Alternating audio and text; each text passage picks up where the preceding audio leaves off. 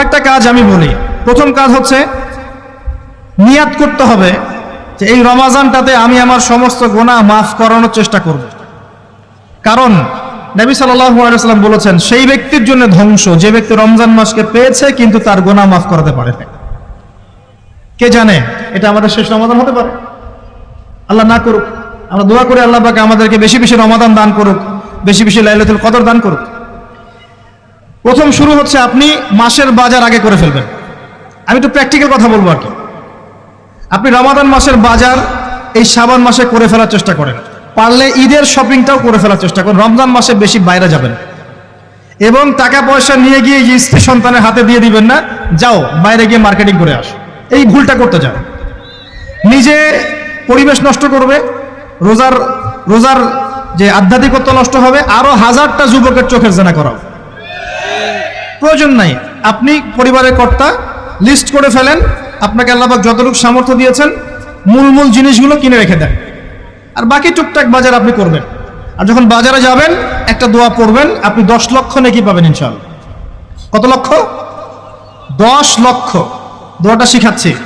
দোয়াটা হচ্ছে লা ইলাহা ইল্লাল্লাহ ওয়াহদাহু লা শারীকা লাহ লাহুল মুলক ওয়া লাহুল হামদ ইউহয়ী ওয়া ইউমীত ওয়া হুয়া হাইয়্যুন লা ইয়ামুত বিয়াদিহিল খায়রু কুল্লুহু ওয়া হুয়া আলা কুল্লি শাইইন কাদির। একবার পড়লে 10 লক্ষ নেকি পাবেন বাজারে গিয়ে। কেন পাবেন? কারণ বাজার সবচেয়ে নিকৃষ্ট জায়গা, যেখানে গেলে মানুষ আল্লাহকে স্মরণ করে না। সেখানে গিয়ে আপনি আল্লাহকে স্মরণ করেছেন, এই জন্য আল্লাহ পাক নেকি দিবেন ইনশাআল্লাহ। আসেন, এটা করার পর ঈদের যে শপিংটার কথা বলছি, এটা এই কারণে বলছি, লাস্টের দশকে আমরা ঈদের শপিংয়ে বেশি ব্যস্ত থাকি, এতে করে লাইলাতুল কদরটা আমরা হারিয়ে ফেলি। লাস্টের দশক আমরা হয় ইতিকাফ করব, না হলে বাসায় নামাজ পড়বো, পরিবার বর্গকে নিয়ে রাত জাগবো। পারা যাবে ইনশাআল্লাহ? তারাবির নামাজ তো পড়বোই ইনশাআল্লাহ জামাতে। এবং আপনি 20 পড়েন আর 8 পড়েন, আপনি নামাজের কোয়ালিটিটাকে ভালো করার চেষ্টা করেন, নামাজের কোয়ালিটিটাকে বেস্ট করেন। ধীরে ধীরে তেলাওয়াত করেন, ধীরে ধীরে রুকু সেজদা করেন, নামাজটাকে এনজয় করেন। সময় নিয়ে, টাইম নিয়ে, 2 ঘন্টা সময় লাগুক, 3 ঘন্টা সময় লাগুক, এনজয় করে নামাজ পড়েন। আল্লাহ পাক তৌফিক দান করুন। এরপর শেষ রাতে আবার ওঠেন, পরিবারবর্গকে নিয়ে নামাজে দাঁড়ান, একসাথে জামাত করে নামাজ পড়েন, পরিবারে নফল নামাজ পড়েন, বাসায় বরকত হবে ইনশাআল্লাহ। রাত জাগেন, বেশি বেশি দোয়া করেন, একটু তেলাওয়াত করেন, একটু জিকির করেন, তাসবিহ তাহলিল করেন, রাতটা কাটিয়ে দেন। শেষের দশকে মার্কেটে ঈদের শপিং করতে যায় না। ঈদের খুশি আছে, ঈদের আনন্দ আছে, ঈদে ভালো পোশাক পরবো, সব ঠিক আছে। এই খুশি কাদের জন্য? কদ আফলাহা মান তাযাক্কা ওয়া যাকারা ইসমা রাব্বিহি ফাসাল্লা। কার জন্য ঈদের খুশি? যে ব্যক্তি রমজান মাসে আত্মশুদ্ধি অর্জন করতে পেরেছে, রোজা রেখেছে, যাকাত দিয়েছে, নামাজ পড়েছে, লাইলাতুল কদরে রাত জেগেছে, তারাবি পড়েছে, ইত্যাদি ইত্যাদি। এই ব্যক্তি আত্মশুদ্ধি অর্জন করেছে, এই ব্যক্তির জন্য ঈদের খুশি। যে রমজান মাসে সিনেমা দেখেছে, সিনেমার শুটিং করেছে, পর্নোগ্রাফি দেখেছে, সুদ খেয়েছে, শিরক করেছে, বেদাত করেছে, হারাম খেয়েছে, এর জন্য ঈদের খুশি। মানুষকে ঠকিয়েছে, ব্যবসায় মাল কম দিয়েছে, পণ্য মজুত করেছে, ইচ্ছা করে দ্রব্যের দাম বাড়িয়েছে, সরকারকে বিব্রত করেছে, জনগণকে দুর্ভিক্ষের দিকে ঠেলে দিয়েছে, এদের জন্য ঈদের খুশি? কখনো না। ঈদের খুশি তাদের জন্য যারা আত্মশুদ্ধি অর্জন করতে পেরেছে। আল্লাহ পাক বোঝার তৌফিক দান করুন, আমিন। এটা প্রথম টিপস দিলাম আপনাকে।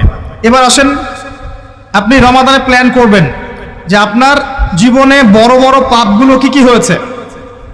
এই পাপগুলো যদি মানুষের সাথে জড়িত হয়ে থাকে, আপনি মানুষের সাথে গিয়ে গিয়ে ক্ষমা নিয়ে নেবেন। কারো টাকা নিয়েছেন, দেন নাই, দিয়ে দিবেন।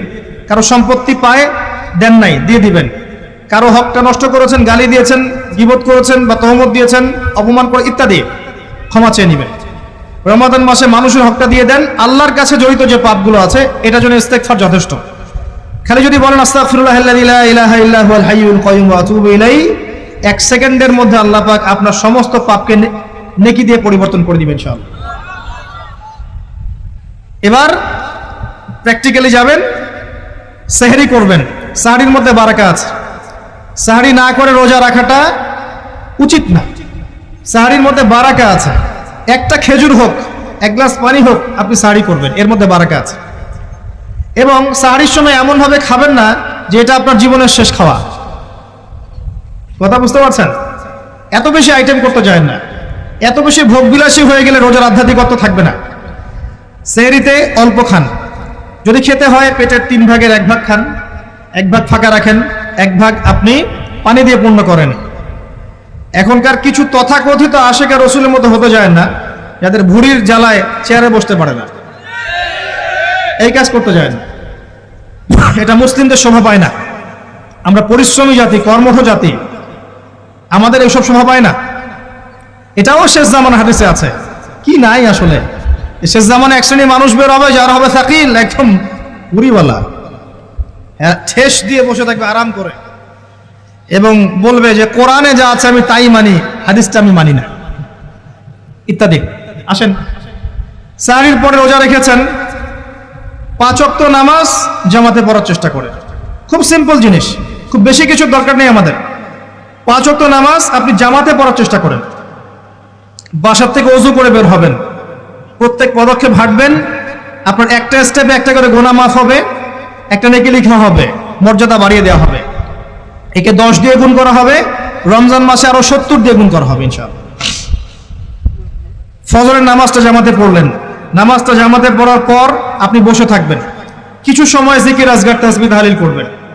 পারলে 1 পারা করে কোরআন তেলাওয়াত করবেন। রমাদান মাসে প্রত্যেক দিন 1 পারা করে কোরআন তেলাওয়াত করার চেষ্টা করবেন। 30 দিন 30 পারা, রমাদানে অ্যাটলিস্ট একটা খতম করা যাবে, অ্যাটলিস্ট একটা খতম চেষ্টা করা যায় না ইনশাআল্লাহ। ফজরের নামাজ হয়ে গেছে, আপনি কোরআন তেলাওয়াত করেন। 1 পারা পড়তে সময় লাগবে আধা ঘন্টা, 40 মিনিট, কারো 1 ঘন্টা। এরপর সূর্য উঠে যাবে, উঠে গেলে পরে আপনি 2 রাকাত ইশরাকের নামাজ পড়বেন, নামাজটা পড়ে বাসায় যাবেন। আল্লাহর নবী বলছেন সাল্লাল্লাহু আলাইহি ওয়াসাল্লাম, আপনার আমল নামায় একটা কবুল হজ, একটা কবুল ওমরার নেকি লেখা হবে ইনশাআল্লাহ। এবার রেস্ট করেন, বাসায় গিয়ে রেস্ট করেন। যখন ঘুমাবেন তখন ঘুমের সুন্নাহগুলো আদায় করেন।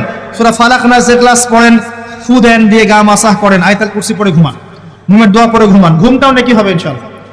এরপর হয়তো আপনি কাজে যাবেন, চাকরিতে যাবেন, বা ব্যবসায় যাবেন, বা আপনি শিক্ষাক্ষেত্রে যাবেন, ইত্যাদি ইত্যাদি। যে ক্ষেত্রেই যান না কেন আপনি মনে রাখবেন আপনি রোজাদার। যে ক্ষেত্রেই যান আপনি মনে রাখবেন আপনি রোজাদার। আমি কারোর সাথে এখন ঝগড়া করতে পারবো না, কারোর সাথে এখন মারামারি করতে পারবো না, আমি কারো গীবত করতে পারবো না, আমি মিথ্যা বলতে পারবো না, আমি মাপে কম দিতে পারবো না, আমি জনগণকে ঠকাতে পারবো না, আমি রোজাদার। এটা মনে রাখবেন। এটা মনে রাখলে পরে দেখবেন ইনশাআল্লাহ তাআলা আপনি আল্লাহকে পাচ্ছেন, আল্লাহর মাআরিফত পাচ্ছেন। খাচ্ছি না, আল্লাহর ভয় না। পানি পান করছি না, স্ত্রী সহবাস করছি না, কার ভয়ে? আল্লাহর ভয় না। এত কঠিন কাজ করার পরেও রোজার নেকি পাওয়া যাবে না যদি রোজা রাখা অবস্থায় আমি মিথ্যা বলি, মাপে কম দেই, গীবত করি, সুদ খাই, জেনা করি, ইত্যাদি। নবী সাল্লাল্লাহু আলাইহি ওয়াসাল্লাম বলেছেন, সেই ব্যক্তির পানাহার ছেড়ে দেয় আল্লাহর কিচ্ছু যায় আসে না, যে ব্যক্তি রোজা রেখে অশ্লীল কাজ করেছে। মা বোনদেরকেও বলবো, রোজা রেখে যদি বেপরদায় চলেন রোজার কোনো দাম নাই। রোজা রেখেও যদি এমন কাপড় পরে চলেন যেই কাপড় পরা না পরে একই কথা, ঢাকা শহরের ফেমিনিস্ট মেয়েদের মতো জিন্স আর গেঞ্জি পরে ঘোরেন, রোজা রাখা না রাখা আপনার একই কথা। এটা রোজা হয়নি, উপবাস হয়েছে, উপবাস। ইকোনমিক সেকশন আমরা যারা আছি, আমরা যদি রোজা রেখেও সুদ খাই, আমার রোজা রাখা না রাখা আল্লাহর কিচ্ছু যায় আসে না।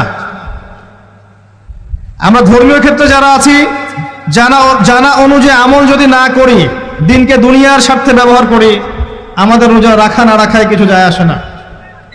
আমরা যদি মিথ্যা বলি, অন্যের গীবত করি, অশ্লীল কাজ করি, গার্লফ্রেন্ডের সাথে সময় কাটাই, ওর সাথে কফি খেতে যাই, ডেটিং করতে যাই, এই যে ফেসবুকের মাধ্যমে চ্যাটিংয়ে প্রেম করি, ইউটিউবে অশ্লীল ভিডিও দেখি, পর্নোগ্রাফি দেখি, ইত্যাদি ইত্যাদি, এইসব রোজা রাখা না রাখা আল্লাহর কিচ্ছু যায় আসে না।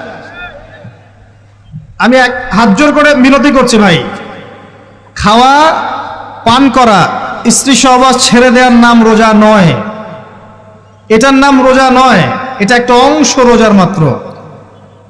রোজা রেখে আল্লাহর যাবতীয় হারাম ত্যাগ করলে পরে রোজা হবে ইনশাআল্লাহ। এই কাজগুলো করার চেষ্টা করি, আল্লাহ পাক তৌফিক দান করুন। রোজা রাখা অবস্থায় আপনি বেশি বেশি জিকির করবেন। কি করবেন? সুবহানাল্লাহ পড়বেন, আলহামদুলিল্লাহ পড়বেন, আল্লাহু আকবার পড়বেন, লা ইলাহা ইল্লাল্লাহ পড়বেন, লা হাওলা ওয়ালা কুওয়াতা ইল্লা বিল্লাহ পড়বেন, হাসবি আল্লাহ ওয়া নি'মাল ওয়াকিল, সুবহানাল্লাহি ওয়া বিহামদিহি, সুবহানাল্লাহিল আযীম, সুবহানাল্লাহিল আযীম ওয়া বিহামদিহি পড়বেন, আস্তাগফিরুল্লাহ ওয়া আতুবু ইলাইহি, আস্তাগফিরুল্লাহ ওয়া আতুবু ইলাইহি পড়বেন, লা ইলাহা ইল্লাল্লাহ ওয়াহদাহু লা শারীকা লাহ লাহুল মুলকু ওয়া লাহুল হামদু ওয়া হুয়া আলা কুল্লি শাইইন কাদির। পারা যাবে না ইনশাআল্লাহ? বেশি বেশি পড়বেন। আরেকটা কাজ করবেন, প্রতিটা কাজ নবী সাল্লাল্লাহু আলাইহি ওয়াসাল্লামের সুন্নাহ মাফিক করার চেষ্টা করুন। সুন্নাহ মাফিক, খাচ্ছেন তার সুন্নাহ মাফিক, টয়লেট করছেন তার সুন্নাহ মাফিক, ঘুমাচ্ছেন তার সুন্নাহ মাফিক। সুন্নাহর বইগুলো আছে না বাজারে, কিনে নেবেন। কিনে নিয়ে দেখবেন প্রতিটা কাজ কিভাবে করলে সুন্নাহ হবে।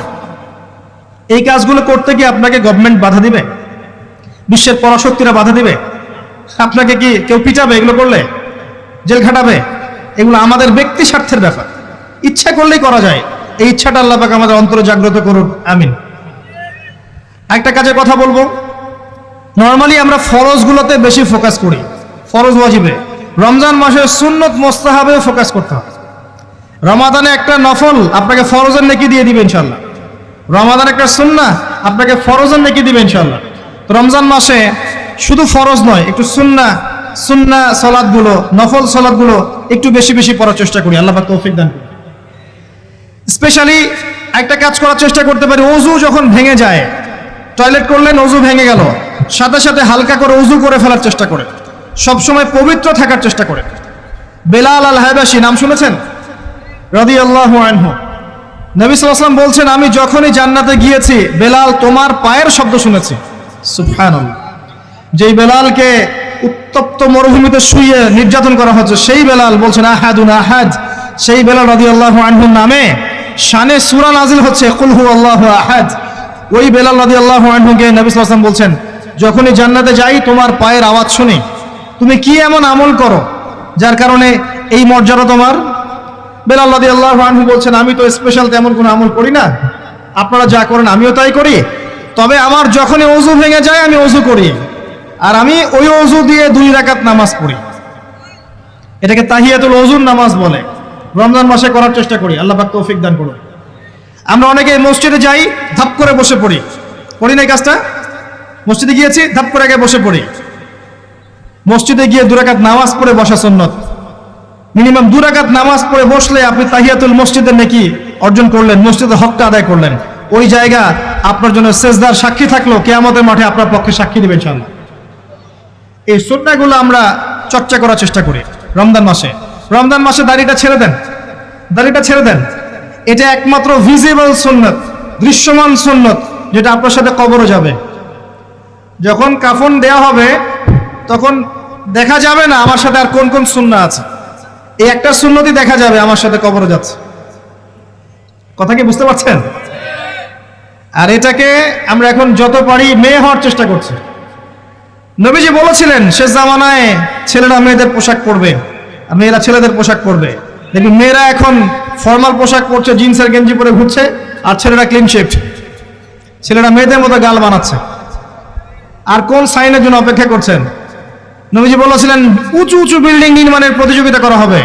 একবার এয়ারে ঢাকার কাছাকাছি আসবেন, এয়ারে তো সফর করেছেন আপনারা অনেকেই, যখন এয়ার ফ্লাই করে টেক অফ করে বা ল্যান্ড করে তখন ঢাকার কাছাকাছি, তখন উপর থেকে আপনি ঢাকাকে দেখবেন। কেন বলেছি this is the city of Akhiruzzaman, কেন বলেছি? নবীজি বলেছেন কিয়ামতের 2টা মেজর সাইন, 2টার মধ্যে একটা হচ্ছে আনতারাল হুফাতাল আওরাতাল আলাতা রিয়াশাইয়া তাতাওয়ালুনা ফিল বুনিয়ান। যখন সমাজের দরিদ্র শ্রেণীর মানুষেরা, যাদের পায়ে স্যান্ডেল ছিল না, গায়ে কাপড় ছিল না, এরা উঁচু উঁচু বিল্ডিং নির্মাণের প্রতিযোগিতা করতে থাকবে, ফান্তাজিরুস সাআহ, তখন কিয়ামতের অপেক্ষা করতে থাকবে। আজকে থেকে 100 বছর আগে ছিল এগুলা? 200 বছর আগে ছিল? সুবহানাল্লাহ। আর কোন সাইনের জন্য অপেক্ষা করছেন? তিনি বলেছেন শেষ জামানায় women will dressed but still they will be naked. মহিলারা কাপড় পরবে, তারপরেও তারা নগ্ন থাকবে। আপনি ঢাকার শপিং মলে যান, আপনি দেখেন। আর কোন সাইনের জন্য অপেক্ষা করছেন? শুধু ঢাকা কেন, গ্রামগঞ্জে ছড়িয়ে পড়েছে এগুলো, এখন গ্রামেও ছড়িয়ে পড়েছে। গ্রামে আরো বেশি দেখা গেছে মাশাআল্লাহ। গ্রামে গিয়ে আমরা হতভাগ, সুবহানাল্লাহ। গ্রামের মেয়েগুলা, গ্রামের মেয়ে ঢাকা শহরের মেয়েকে পার করে ফেলেছে।